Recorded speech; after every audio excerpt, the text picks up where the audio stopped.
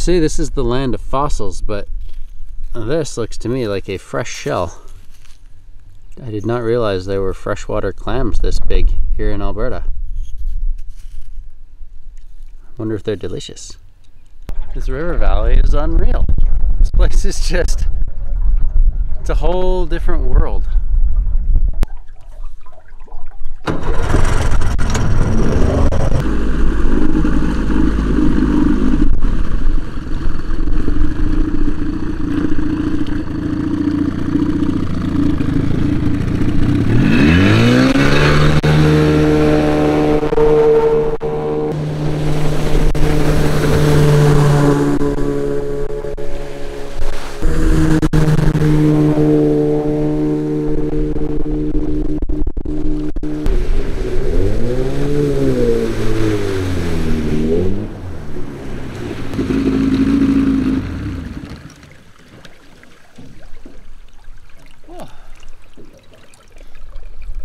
It'll be interesting to see what she looks like from shore, I guess. Cloudy weather today. They're definitely saying rain tomorrow, so I'm just enjoying the adventure right now, but lots of little places to set up camp. It might be a bit of a stealth camp situation, because I'm not 100% sure, you know, where the farmers' fields end and all that kind of stuff. I assume most of the sides of this river are owned. I've seen some cattle grazing, stuff like that. Typically, if you stay on the river side of like proper vegetation, you're good. Sort of in that riparian zone. The little creeks that come into the side, they just go forever and all green and vegetation, and then up top it's all prairie and just farmland. So looking forward to kind of check the place out. Since the last trip till now, I've basically trimmed the outboard in about 2 inches, so it's right tight to the shoe, like almost right at the back of the boat now, and it definitely stopped it from porpoising, so it's a much smoother ride. The balance of the boat right now is perfect. It would go a little bit quicker if it was porpoising a little bit more, but then it's just a really rough ride. So by plowing that bow into the water a little bit, there's a little bit more skin friction on the hull and it slows you down just a touch, but for the comfort of the ride, to be able to actually hit those speeds. I gotta say, the jet boat's cool, but drifting it or taking a canoe out would be also just a very different experience, right? So I get to power upriver and then drift down and enjoy it, as opposed to needing somebody to drop you off and then ferry a car down and then just drift it all the way. Cool little fellas, aren't they?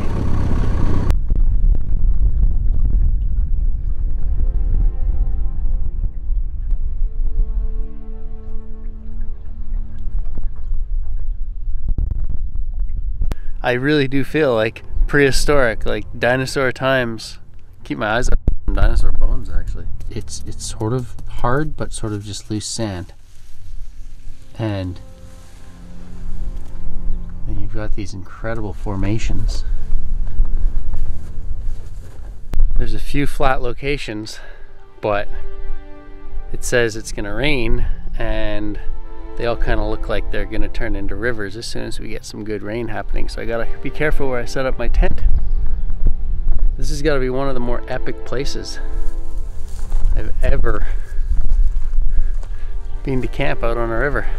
Just look behind me. It's practically a mountaintop back there. Definitely have to go for a hike later, get a picture from up there.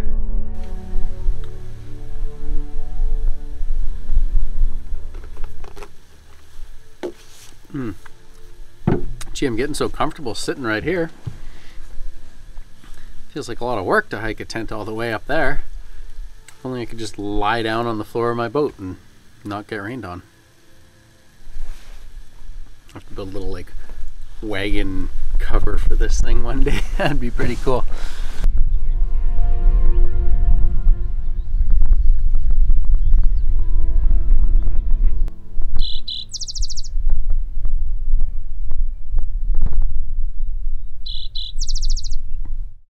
That is not just a cow bone. It's heavy, like a rock.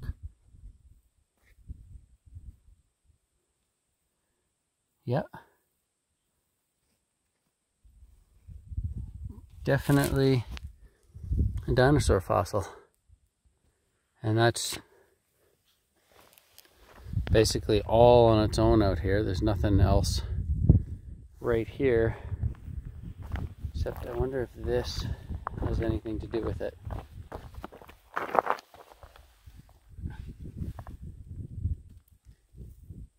Yep, that's the same thing. Part of the same bone. You can absolutely see that ossification inside. Look at that. That is unreal. And it feels like a rock. This is definitely a petrified piece of bone. That's cool. It just leaves the end of exactly where it came from. I came up for a hike and I brought the binoculars. I'm just scanning the horizon and looking at all these cool rock formations. It's truly fantastic. And I found something really interesting that we have to go check out. And then get this. What are we looking at here? It's the river. It's pretty. And then, boom. That is some form of an excavation site. So, let's go down there and have a little closer look. We've come down to the dig site here. And just before anyone gets concerned, no, I'm not going to touch this. I just want to have a quick look around so we can see they've obviously got some rocks and wood and everything holding their tarp down. They're probably trying to prevent any further erosion. And you can see here, there's a whole bunch of these little nails.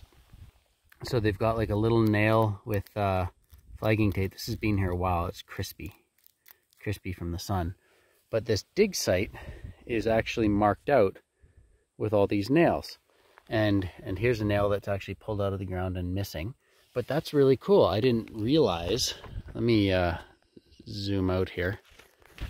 I didn't realize that they actually use a grid with those little nail markers, and then wherever they find something, they must enter that in so they can see exactly how it was laying when it was out in the field, so they can then like reconstruct it back in the lab. That is so cool. Yeah, no, I don't want anything to do with messing with what they're up to, so I'm just gonna leave that as is, but I'll just look around the edges. I found a little dinosaur bone just up on the hill there, just hiking down here.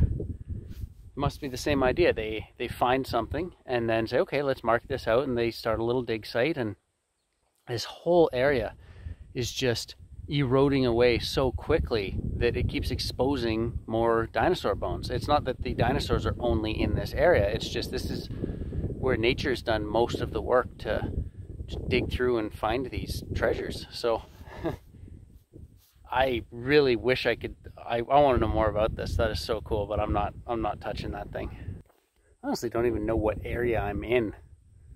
I don't know, maybe this is some sort of a national park or something, so I'm definitely not going to screw with this. But there's a little hole in the tarp right there, so I just had a little peek in there, and there isn't like an entire dinosaur hiding under this, in case anyone's just like freaking out. You can't not take that tarp up.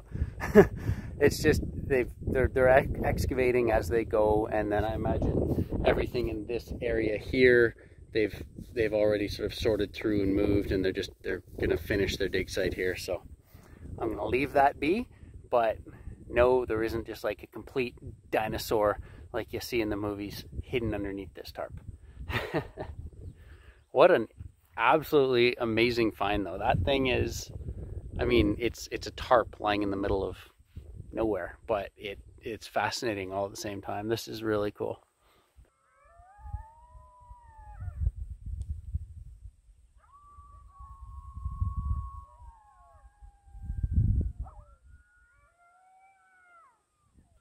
Can't see anything.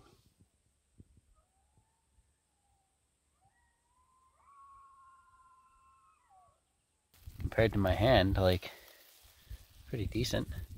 It's an interesting area where there's so much life combined with just such a rugged barren landscape that's eroding so quickly. Where it holds on, you get all of this grasslands and then immediately just falls off the edge of the world and erodes away like nobody's business. And then in amongst everything, you get just a perfect little hoodoo forming. That is so cool. Wow. How distinct those two layers are. Like you've got, let me zoom out. Wow. Just night and day difference right there. That's insane.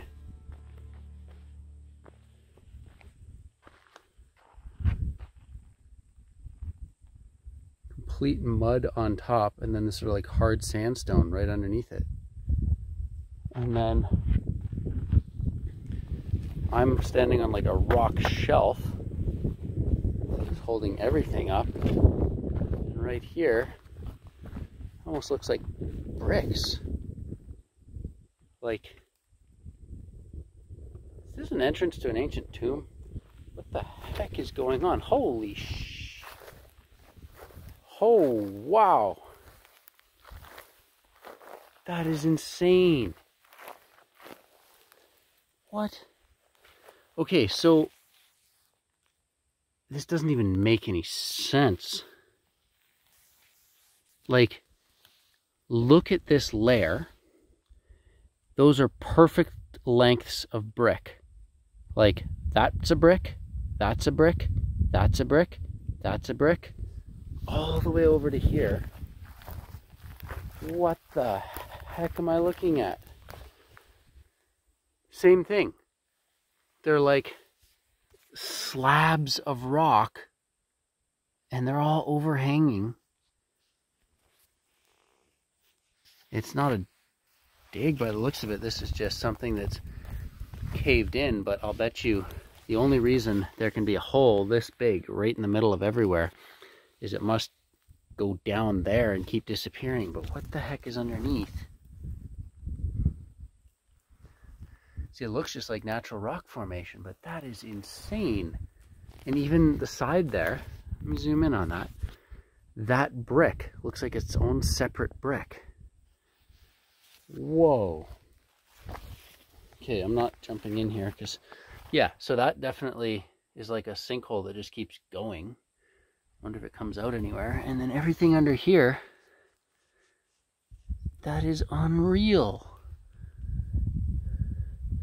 Who designed this planet? This is insane. I'm probably just getting too excited about a natural phenomenon, but that is weird stuff right there. I am not qualified to explain what I'm seeing. Oh look, a beautiful rose. How pretty. Everybody look at the rose. We understand flowers. Good flower. Anyways, I'm gonna keep hiking down this ravine, but that is insane. What is this? Yeah. I should probably start studying geology or something, because that is fascinating. I mean, I'm pretty confident that is a natural phenomenon, but like the way the little striations in those made them look like separate bricks, it's insane how like symmetry you find in nature and the brain tries to come up with explanations for it. But it's definitely Roswell, Alberta here. Holy, who'd have thought that right up back there there's just that insane little hole in the ground. I don't know what to tell you. This is a really fun walk. I haven't actually found any fossils. I mean, I found those bones up there. That was pretty cool. I left them because I don't actually know on Google Maps if I'm in like a national park or if this is just part of the river valley here. But I know parts of it are like parkland and protected, so I'm not going to be collecting anything. But this place is super cool. Wow.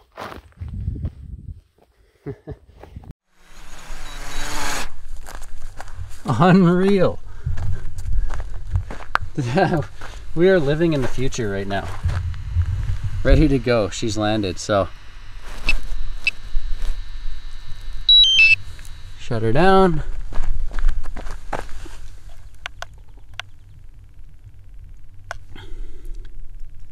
Shut her down.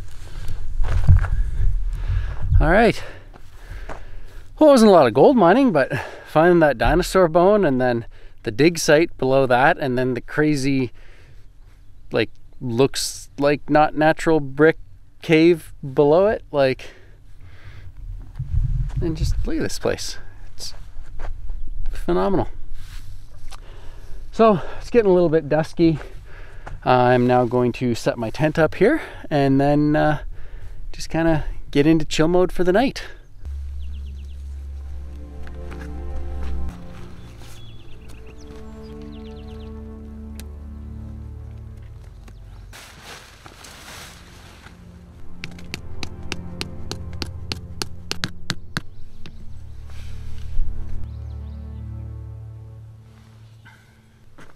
There she is, my signature green tent. Sure does look good perched up here.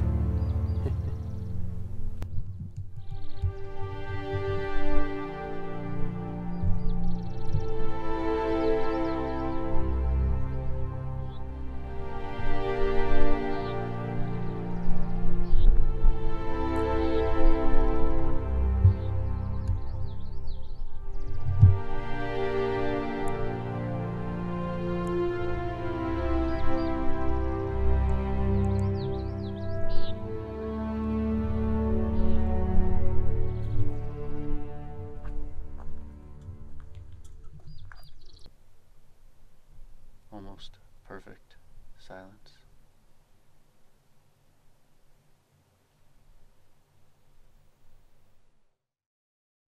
Well, that's it for now. I've got everything packed up.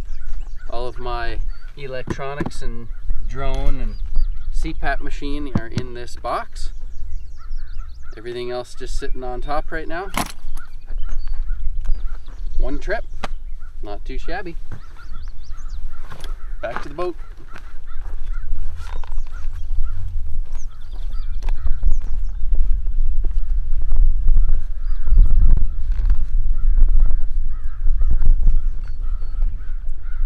It is a matter of time, really, till something like this happens. So, boat is completely 100% up and out of the water. Oh, ain't nothing to it. Luckily, that mud is that nice Teflon enhanced super slippery mud.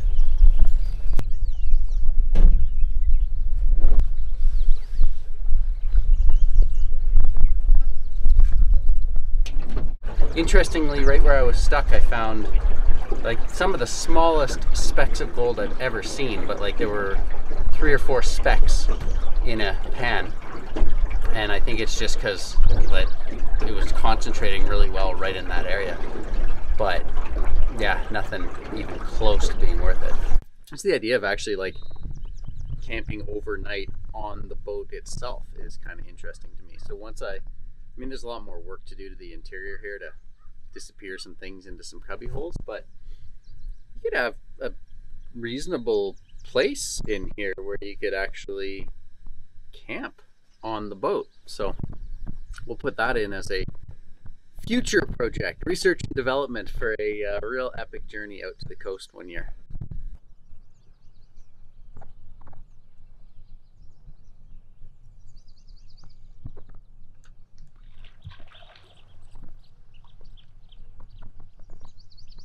Coming up on a section where the current's kind of pushing me into one of the walls here, so just gonna keep my eyes open, and if necessary, it's actually pretty quiet when you have the exhaust underwater, like when it's not up on plane and it's just idling. It's a pretty quiet motor, so it just sort of putters back a little bit and then shut her down again without causing too much of a racket. So there's probably enough calories in my bumbleberry crumble to sustain me for a week out here, but this is like a quarter of that pie. It all just came out as a big mess. But I figure I'll just sort of stir it around, warm it up just a little bit, and oh, or just eat it cold. That's phenomenal. I like this whole peaceful drifting situation. This is nice. And I definitely like the idea of maybe camping on board the boat one night. If there isn't a big current and it's not lapping, you know, because the aluminum boat, it's a little noisy, but just find a little quiet spot to float and arrange this for an onboard camping trip. That'd be great.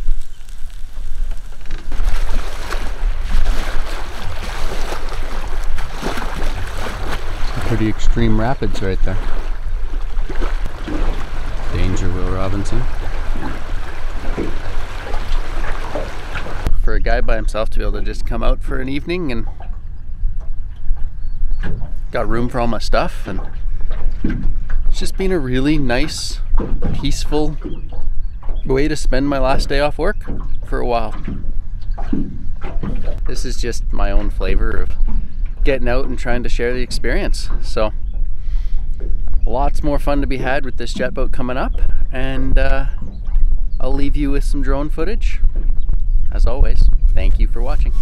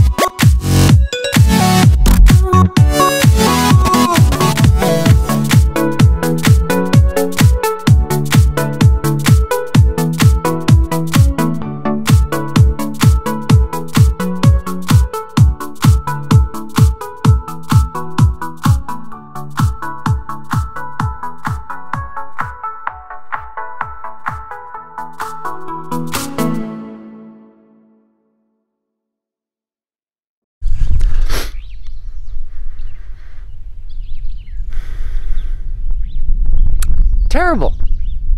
Absolutely terrible.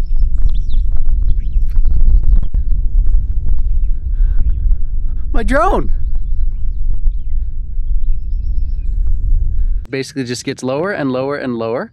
I was not pushing the down stick at all. I was just going forwards.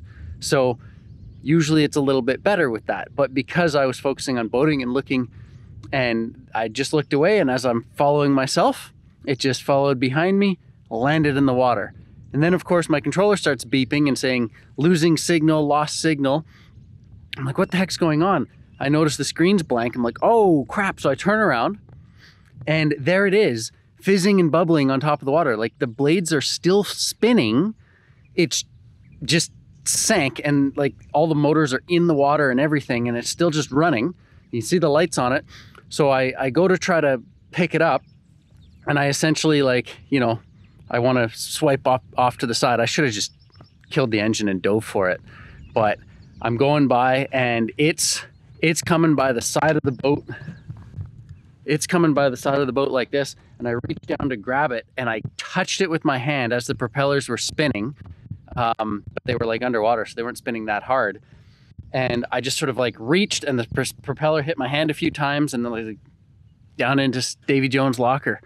And at that very moment, the engine was still just idling away. So the whole dive after it into the water thing was sort of like a no-no. So I go kill the engine and I can't see it anywhere, and I'm just killed my drone. This is not okay. Himph. But yeah. I want to get the footage off the cards too, so this is just, you can't see a foot through this water, so there's no way I can swim around out there and find it, but damn it. Oh well, you know. Lesson learned is, as amazing as these things are, in sport mode, they apparently don't always go perfectly level. And the other thing would be, if you were in this situation, I'm sure just a tiny little drone life jacket, a little piece of foam that you could stick or have like a Velcro piece on there, that so it's just always got a little bit of flotation, just in case when you're using it over the water. Because I'm sure the electronics and everything, if you would have dried it all out, it might have actually continued to be fine. You never know. But right now it's there. And poor little guy. Anyways, I guess we'll leave you with that for now.